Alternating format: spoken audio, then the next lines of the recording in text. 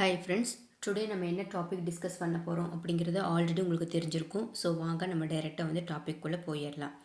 அதாவது தந்தலை நிலையை அடைந்தவர்கள் ஏன் அதிகமாக தனிமையை விரும்புகிறார்கள் அப்படிங்கிற விரிவான விளக்கம் பார்க்கலாம். அப்படின்னா தந்தலை அடைந்தவர்கள் தனிமையை விரும்புகிறாங்க அப்படின்னா அது ஒரு மனநோயா அப்படின்னா அது ஒரு மனநோய் கிடையாது. அதுபோல் சமூகத்தை வெறுத்து ஒதுக்குவதும் கிடையாது. இது வந்து ஒரு ஓட்டமோ இல்லை ஒரு தவிர்ப்போ அப்படின்னு எதுவுமே கிடையாது. இது ஒரு உள்ளார்ந்த மாற்றத்தினுடைய இயல்பான விளைவு தான் இந்த தந்தலை அடைந்தவர்கள் தனிமையை விரும்புவதற்கான காரணம். தந்தலை அப்படின்னா என்ன அப்படின்னா சுருக்கமாக நம்மளுடைய மனம், நம்மளுடைய எண்ணம், நம்மளுடைய ஆசை, முக்கியமாக நம்மளுடைய பயம், இவைகளினுடைய பிடிகள் வந்து தளர்ந்து போய் இன்னர் அவேர்னஸ், நம்மளுடைய உள்ளுணர்வு வந்து பிரதானமாகக்கூடிய ஒரு நிலை தான் தந்தலை. ஸோ இந்த நிலையில் மனிதன் உள்ளே வந்து பார்த்திங்கன்னா வாழ வந்து ஆரம்பிக்கிறான்.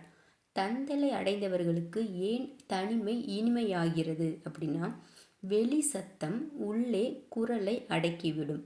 அதனால் தந்தலை நிலையில் உள்ளவர்களுக்கு உள்ளே மிக நுண்ணிய அமைதி ஒளி, அதாவது இன்னர் சைலன்ஸ் வந்து இயல்பாகவே இருக்கும். அதிக பேச்சு, அதிகமான கூட்டம், தேவையில்லாத விவாதம், இதெல்லாம் வந்து பார்த்திங்கன்னா அமைதியை வந்து குலைக்கிறது அப்படின்னு அவங்க நினைப்பாங்க. அதனால் அமைதியை காக்க தனிமையை தேர்வு செய்கிறார்கள்.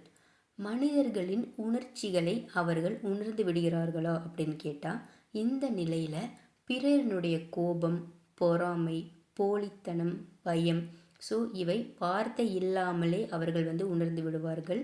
ஸோ கூட்டத்தில் இருப்பது மன சோர்வை ஏற்படுத்தும். அதனால் அவர்கள் வந்து தனிமையை வந்து பாதுகாப்பாக இருப்பதாக உணர்வார்கள். தேவையற்ற பேச்சு சுமையாக தெரியும்.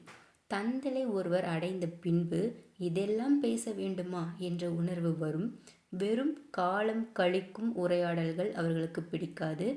புகழ், பணம், போட்டி பற்றிய பேச்சுக்கள், ஸோ இவை எல்லாம் உள்ளார்ந்த அமைதிக்கு விரோதமாக அவர்கள் கருதுவார்கள். உறவுகள் விலகுவது, அவர்கள் விலகுவதில்லை, உறவுகள் தானாக விலகிவிடுவார்கள்.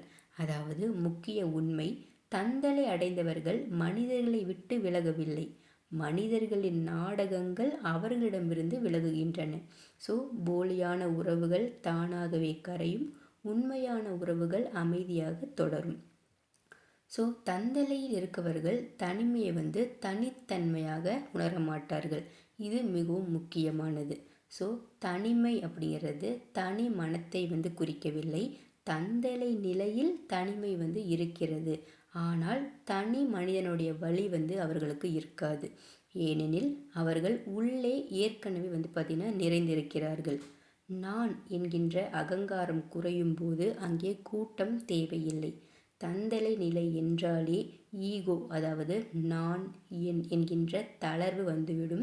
அங்கீகாரம் வேண்டிய அவசியம் வந்து குறைந்துவிடும். அதனால் கூட்டம் தேட வேண்டிய தேவை அவர்களுக்கு இருக்காது.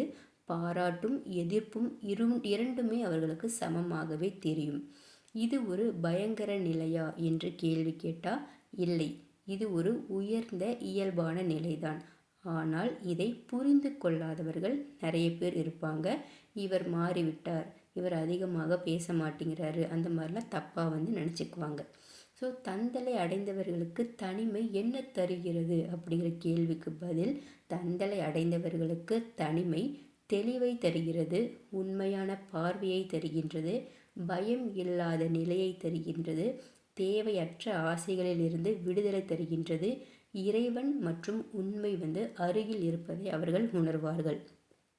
ஒரு வரியில் தந்தலினுடைய உண்மையை வந்து சொல்லணும் அப்படின்னா, தந்தலை அடைந்தவர்கள் யாராக இருந்தாலும் அவர்கள் தனிமையை விரும்பவில்லை, அவர்கள் அமைதியை விட்டு கொடுக்க விரும்பவில்லை என்பதே நிதர்சனமான உண்மை. ஸோ இந்த வீடியோ மூலிமா தந்தலை அப்படிங்கிற அந்த கான்செப்டிலிருந்து அந்த தந்தலை நிலையை அடைந்தவர்கள் ஏன் தனிமையை விரும்புகிறார்கள் அப்படிங்கிறது உங்களுக்கு டீட்டெயிலாக புரிஞ்சிருக்கும். ஸோ நம்ம வீடியோ பிடிச்சிருந்துச்சு அப்படின்னா லைக் பண்ணுங்கள், ஷேர் பண்ணுங்கள், சப்ஸ்கிரைப் பண்ணுங்கள். நாளைக்கு நம்ம வேறு டாப்பிக்கில் மீட் பண்ணலாம். Thank you all my subscribers and viewers.